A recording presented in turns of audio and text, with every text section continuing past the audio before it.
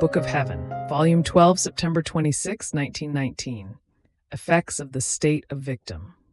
I do nothing but lament to my lovable Jesus, and blessed Jesus, making himself heard, told me, My daughter, one who is victim must be exposed to receiving all the blows of divine justice, and must feel within herself the pains of the creatures and the rigors which these pains deserve from divine justice. Oh, how my crushed humanity moaned under these rigors! Not only this, but from your state of privation and abandonment, you can see how creatures are with me, and how divine justice is about to punish them with more terrible scourges.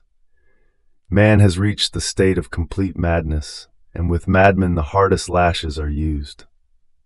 And my Jesus, my state is too hard. If I did not have the enchantment of your will, which keeps me as though absorbed, I don't know what I would do.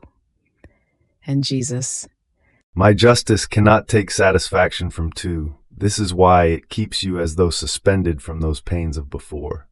But since, when I wanted you to put yourself in this state, there was also the concourse of obedience, now obedience wants to still keep you in it, and this is why it continues. However, this is always something before divine justice, that the creature wants to do her part. You, however, do not move in anything, and then you will see what your Jesus will do for you.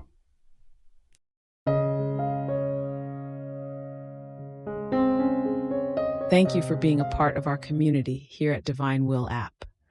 If you enjoy listening to Jesus's lessons on how to live in the divine will, please give this video a thumbs up. Your likes help us reach more souls yearning to live in the kingdom of the divine will. We'd love to hear your thoughts and reflections, so drop a comment below. Your insights not only enrich our community, but also inspire others on their spiritual journey. And don't forget to subscribe to our channel. By joining us, you're helping to spread the news of the kingdom of the divine will, so that together we can bring his kingdom to reign on earth as it is in heaven. In the divine will, always.